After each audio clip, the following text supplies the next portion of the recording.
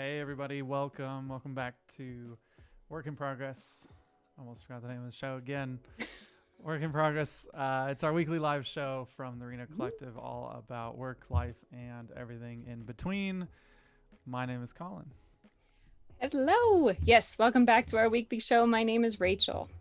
and this week we're going to be talking a little bit more about that work from the Work in Progress title. We're going to talk about Yes.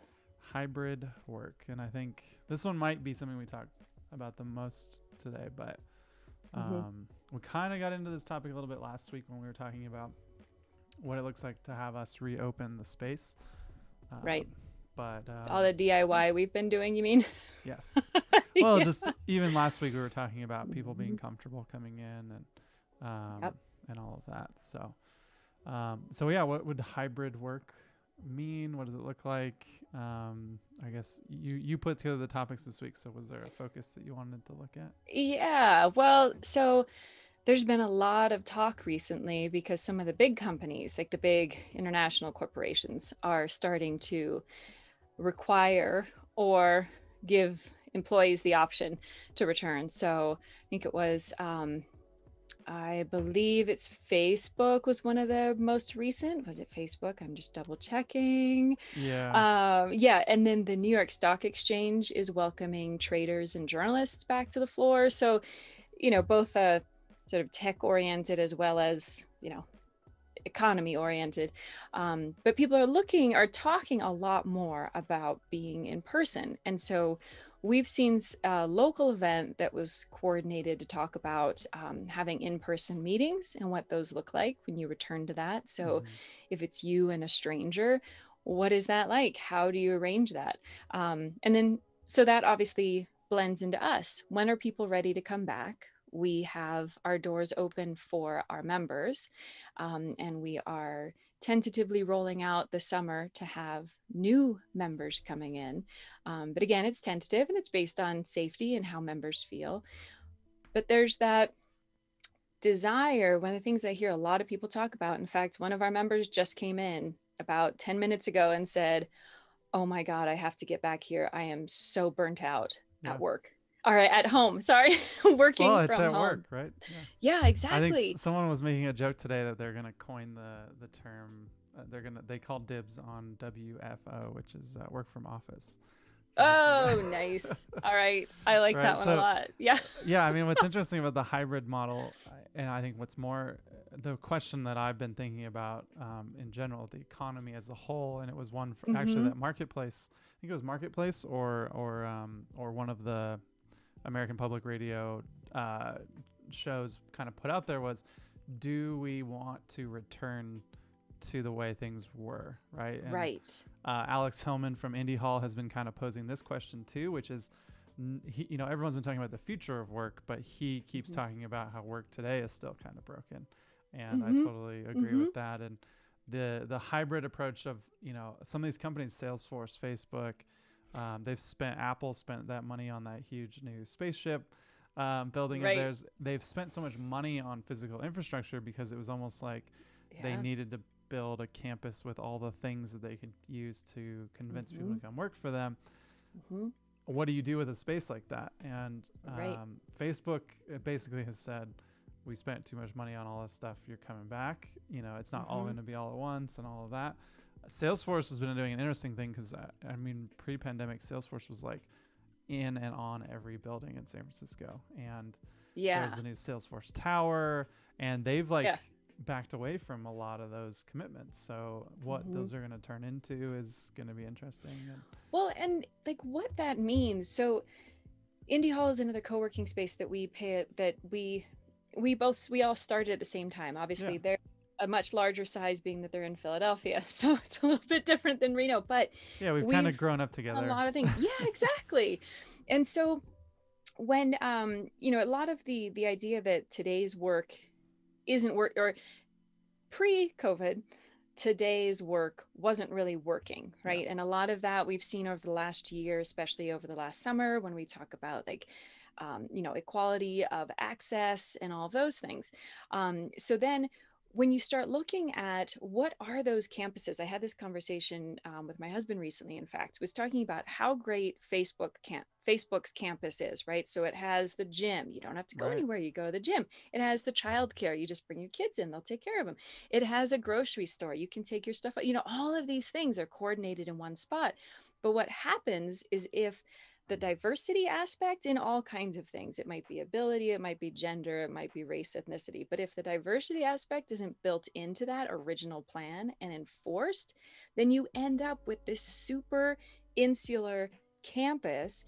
Now you've got all these creative brains having the same conversations because they're in the same places and having the Right. same life, right? So then that wasn't really great. And now we've had room to breathe and grow. And I don't know, I think hybrid work, for me, the idea of hybrid is multiple workspaces. So, like prior COVID, we were calling that like flex work, right? Mm-hmm. Like, would your employer give you flex time to be able to work from home, or telecommuting, which sounds just so ancient because no one Right. uses telephone and like, it's like a weird, but so the idea of having the ability to work within your space and then remove yourself from that, like, from other coworkers, so you're not all having the same experiences and putting all those things in at the same place. I don't know, I think that opens up a lot more creative conversations that might get Yeah. bogged down in the sameness of those huge campuses. Well, and for people who listen to this, I think most of us aren't going to these big work campuses, Mm-hmm. right? So, Right. but I think there's a lot of scripts and things that we've followed as freelancers and startups and entrepreneurs that Mm-hmm. it's like well, that's just how business is done, or that's just how work Yeah. is done, and those all can go out the window. I feel like, I mean, a lot of them Yeah. should never come back. Some of those Yes. meetings should be emails. Some of those Yes. emails should not even be sent.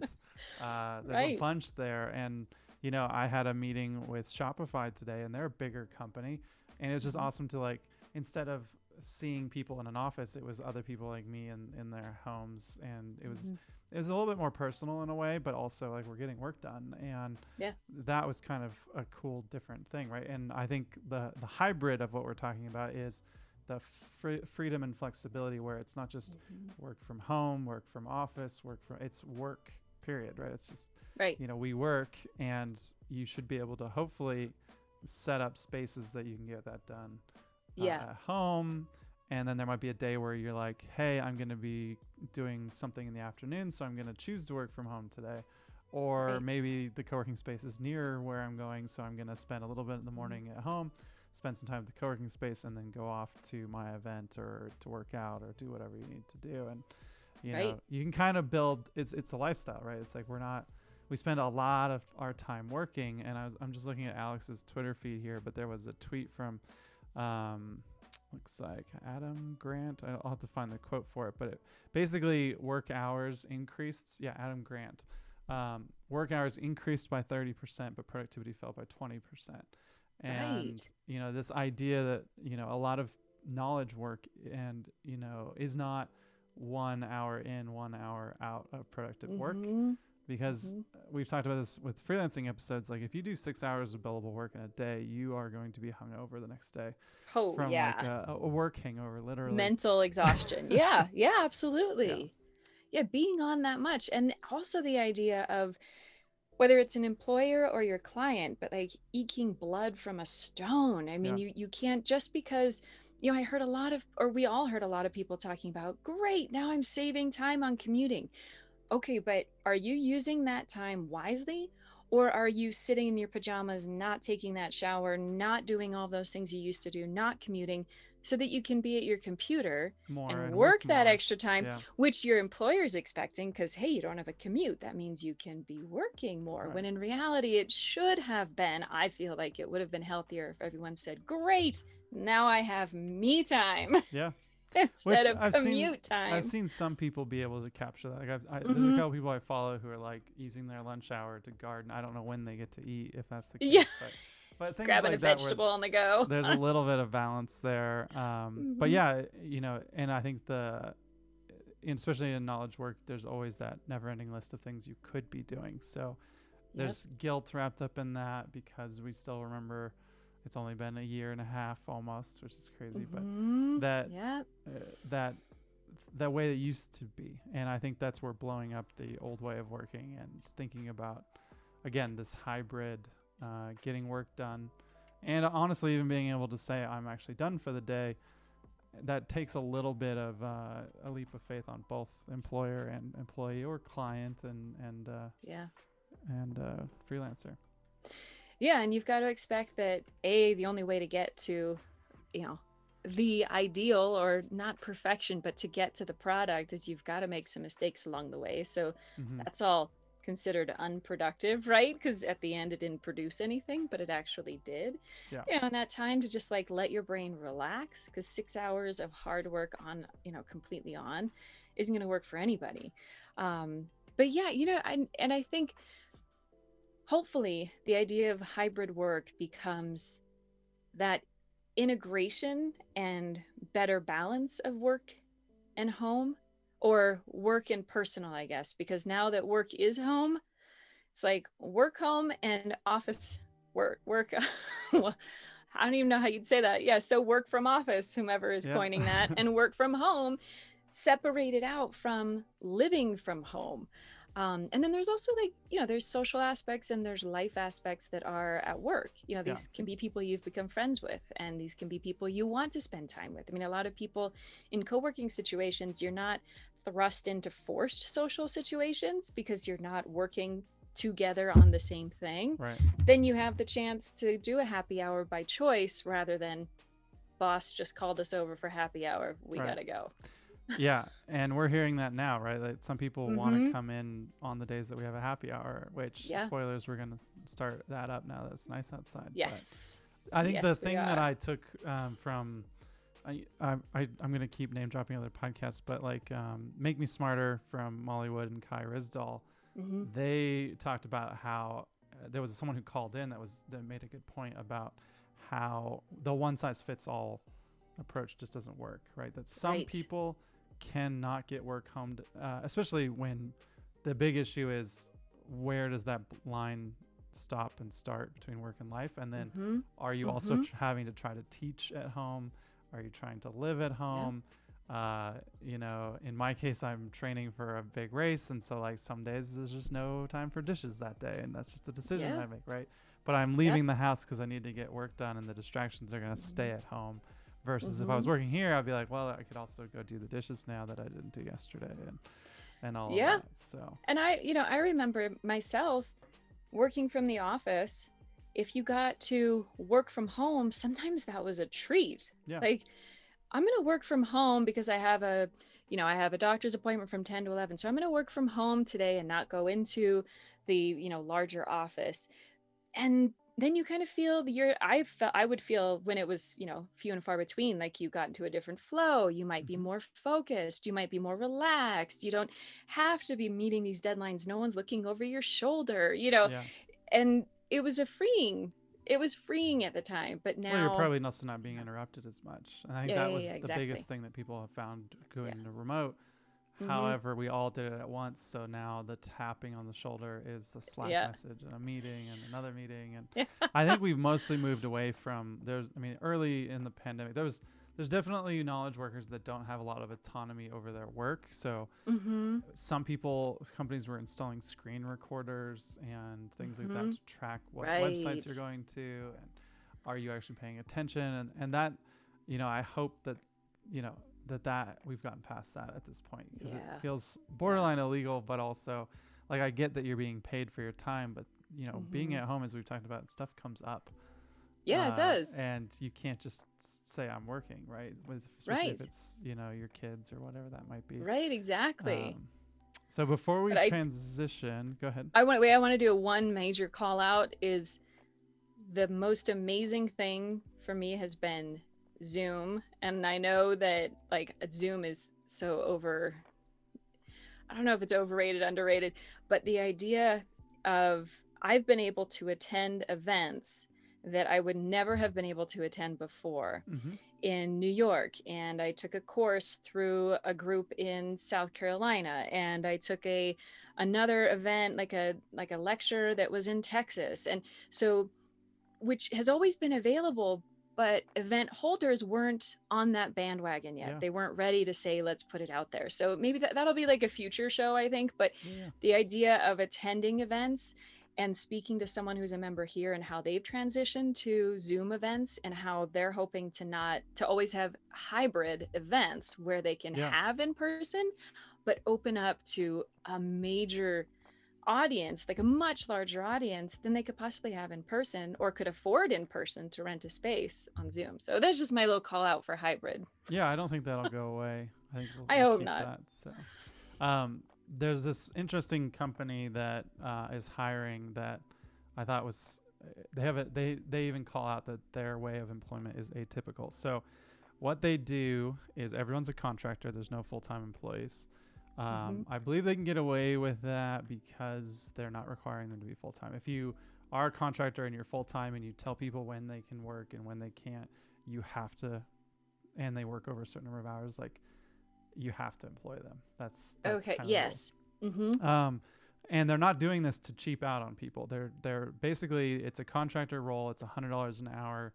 They guarantee a set number of hours though, and so basically it's $100 an hour, increasing to 125 after your first 6 months. So they basically are doing a trial, and they have Whoa. That's anti a good jump. anti overtime. So in an effort to reduce overworking, your first 20 hours per week are billed at your full rate. Any hours past 20 hours are then billed at 75% of your rate. So your rate goes down the more you work. So an example, in your first year, if you worked 35 hours a week for 50 weeks of the year, your annual salary would be $175,000. Granted, that's pre-tax. This is as an independent contractor. Pre-tax, and I'm assuming that there's no benefits. So you're paying for your insurance, you're paying for your taxes, all of that. So Right. that probably nets out, let's say 30% of that goes to your overhead, and then insurance. So probably another 5 to 10%. That's pretty interesting. And his idea here is that so it's a financial tool company. So we're building tools for financial independence and managing your wealth, breaking the traditional system. In the same way that we want our customers to be independent and control their futures, we want our team to be as well. So if there's anything confusing, let us know. There was a really good quote in here that I saw. That's kind of interesting. I mean, you have to break the mold. You've got to swing the pendulum farther the other way and say, they you'll want to get break punished. Yeah. Which, he's saying he doesn't want you to do overtime, but if you do, you're going to get paid less, which is antithetical to what time should really be priced at. But he's not looking at 40. This is also coming from a lens of he sold a company recently and he probably doesn't need to work. So there is also that. There is that. I don't know if he would have had a certain amount of privilege.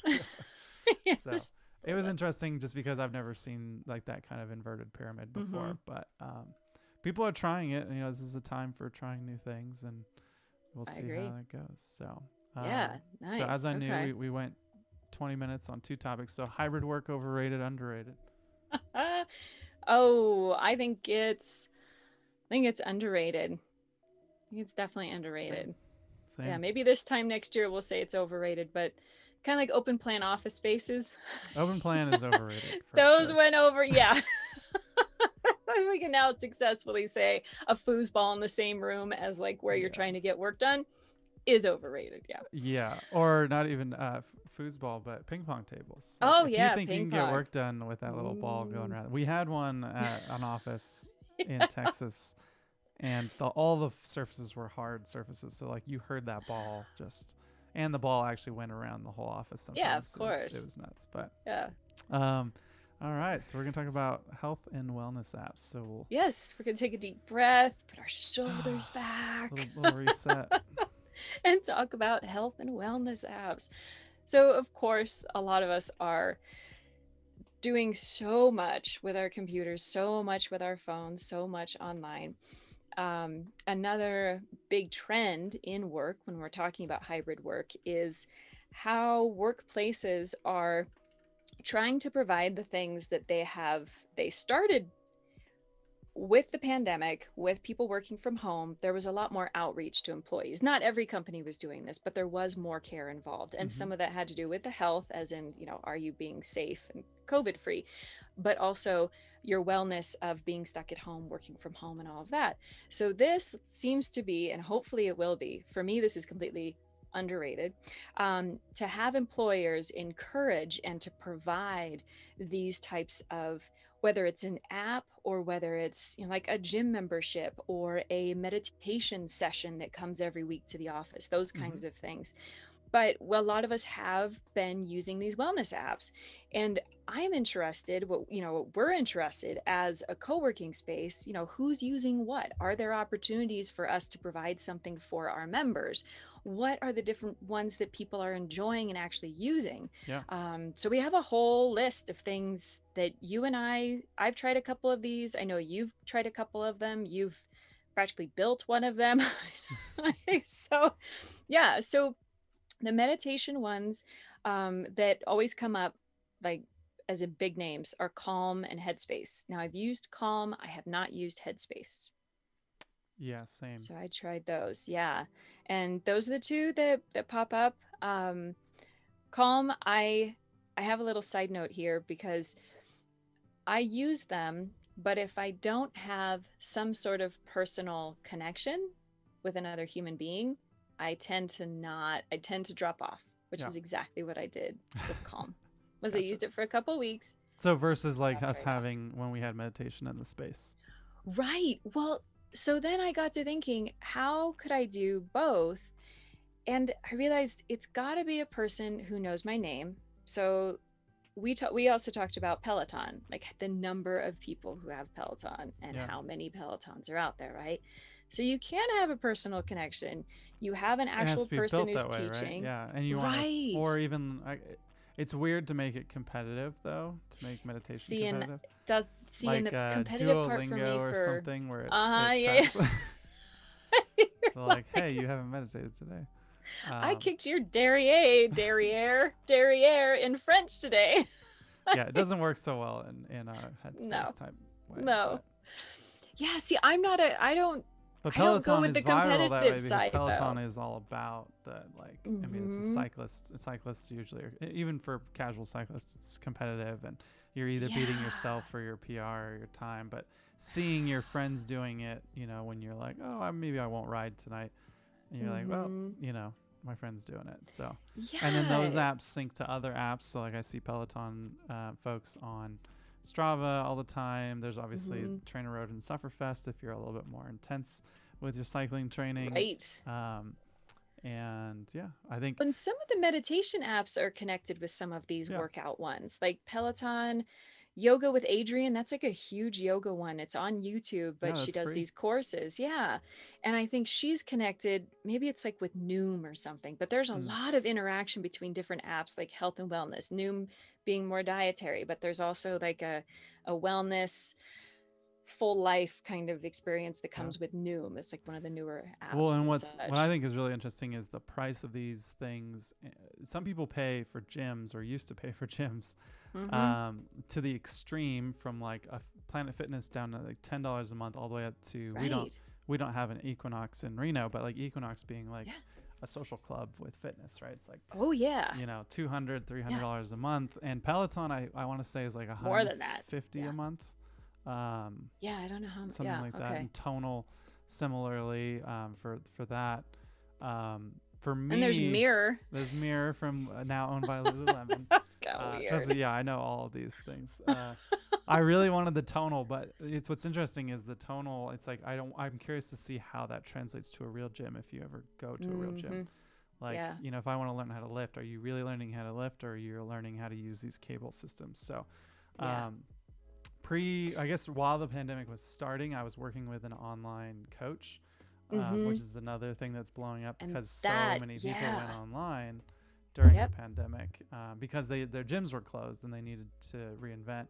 This guy that I was working with had already been doing it before that, but then I eventually hurt my arm and couldn't do it for a while, and so I switched over to the Whoop, which people probably get ads for and see it, WHOOP. And so I've got the Whoop band, and I wear it 24/7, and it tracks heart rate, strain, and recovery. So instead of like steps, it's telling you what your strain is. And for me, if I just sit at my desk and work, I won't hit enough activity for a day. And the Whoop just reinforces that like you're not moving enough. And steps aren't always like the best indicator for that, because I might be doing like some DIY project at the collective, and like it may not have been a lot of steps, but it was a lot of strain, and so you are putting in work that day.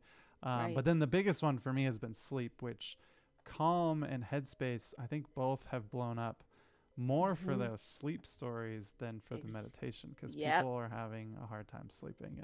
And there's a great episode of the Whoop podcast that I'll put in we'll put somewhere in the Reno Collective world, where they actually use the Whoop data to look at vaccine effects. Right. And even without the vaccine, they've always been, it's like, you need to sleep more. Like that's like the number, like they could just not even look at your data and be like, you probably need to sleep more. Don't we all? But they found a lot of interesting data in, of all the people who've been vaccinated that were their users. It was kind of cool to see the results. Like my data was in that, and after the vaccine, they ask you which one you had, what your symptoms were, and then they now know like what your resting heart rate is, what your heart rate variability is, and everyone, they had really interesting correlations between everything.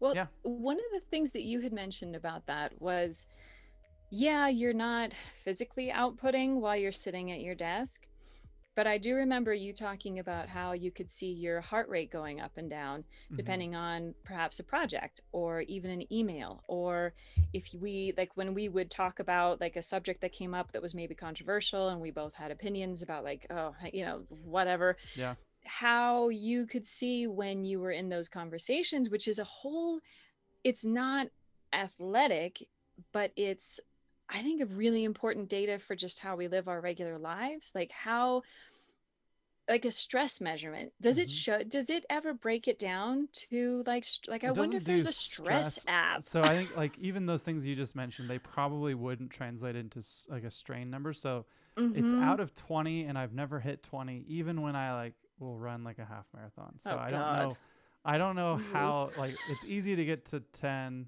or it's easy to get to 5. Like 10 means that you have to you have to like do a workout of some kind to get to 10, for the most part. And then what was interesting was I gave like a live show online that wasn't this show, right? And I was on and like very much performing on Zoom.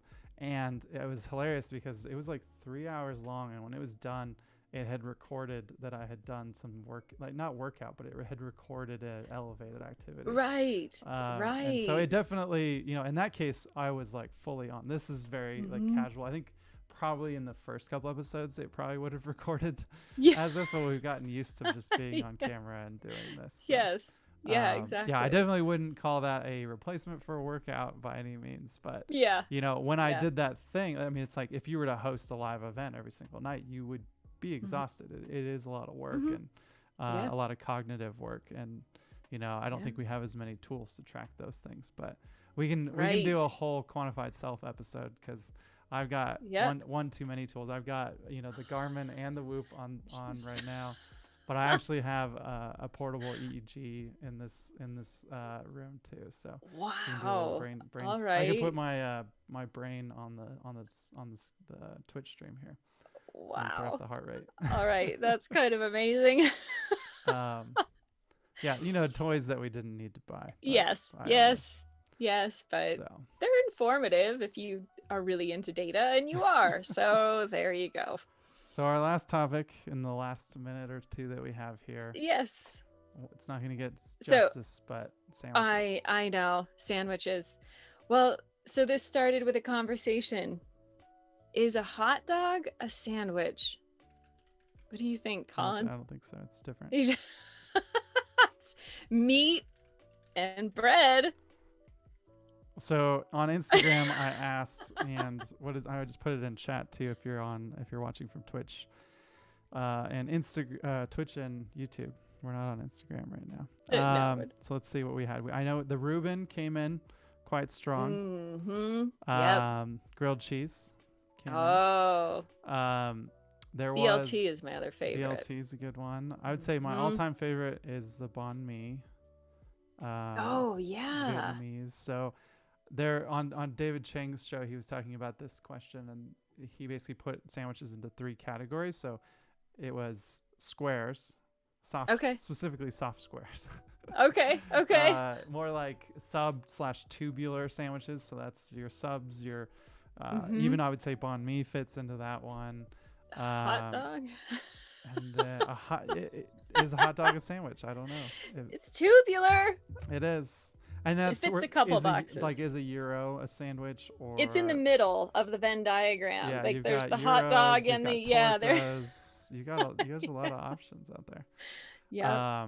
But I would say a Reuben is always good too. What's the third one? So you said. I'm gonna totally like a quesadilla. Is a quesadilla a sandwich? No, a quesadilla it's a grilled a cheese. I would argue that it needs a bread, not a tortilla. Okay. Like that. But what if tortillas are your bread? Yeah. I think someone needs to go enlighten through and categorize these we have like the Latin species naming of animals. We like the genus and the genus and species and all the yes, exactly. Because I would say wraps are different than sandwiches. I don't know what you would consider. Is a hamburger a sandwich? Like, it's pretty hard to say. Okay, so this might blow your mind. Just read a book called Why Fish Don't Exist. And the whole thing is there is no such thing as fish. There is no classification that is fish. Because there are fish, things we call fish, that have more in common with us as humans than they do with each other. So therefore cannot be categorized as fish. And so there is no, there's no fish species. There's mammals and there's non-mammals. And there's vertebrates and non-vertebrates. But we have something crazy in common with one species of fish that we don't have with another. And this is one a very interesting book choice. Yes, so it was really, really good. But it was a woman who was she was having sort of a midlife, not really midlife, but a post-relationship kind of breakup. So she's just do fish exist? Yeah. So then she decided, she's a writer. She was a writer anyway. She was actually an NPR host as well. But she started to research this guy who had classified 1/5 of the world's fish were all discovered by him and his team. But he was very based on there's a ladder from the bottom of the ocean to heaven, and every animal, organism, whatever is on that ladder. And so the sea cucumber might have been something that was more of a fish, and then it got downgraded because it was lazy. So This is a fictional book or a non-fictional no book? It's a real book. The guy, he's actually there's a building named after him at Stanford. He helped open Stanford, and I'm totally blanking on his name. I'll share it with you. We'll post it somewhere. Cool. I'll share it somewhere. But so now I wonder, maybe sandwiches don't exist. Fish sandwich. That's a sandwich. Fish sandwich. So I think all these little links and stuff that we're promising, they'll probably end up on one day. Facebook, Instagram. Yeah. They probably won't end up on YouTube, but follow us in all those places. Is a hot dog a sandwich? Fish don't exist. We're gonna leave you with that question of is a hot dog a sandwich, and do fish exist? Yes. No, they don't exist. It's a statement, Colin. I know. You got to change your mindset. We need people to go out and find out for us if fish exists. And no, they don't exist, Colin. We need to do some more work on this. I think we don't know yet. All right, we'll find out next week. Tune in to see if the fish sandwich is a reality. Yes. All right, then. That's our show. And sandwiches definitely do exist. Yeah, definitely do exist. Yes. I don't know. And you as can, a classification. Definitely, if you have not yet subscribed on Twitch or YouTube, go ahead and subscribe so you can get notified every Wednesday when we go live. And I don't know, it's summertime. We might need to look at our schedule and see if there's a better time to do this. But but you can always listen to past episodes on YouTube. They're all saved there for maybe we'll do a live episode at a happy hour or something. That would be fun. Work in progress live. Oh, Get your that would be tickets. fun. We do need to do a live show. We've I got mean, a we are studio, live, right? but a live show, A live show. a Yes. live audience show. Yes. Yeah, So that we can, pull them on their favorite sandwiches and such. So exactly. thanks for all the feedback, and Thank we're gonna leave it. you. We're gonna leave it there. All right. Have a good evening if you're listening live. And if you're not, have a good morning, good afternoon, and good night. That hybrid work. Enjoy. Bye. See ya.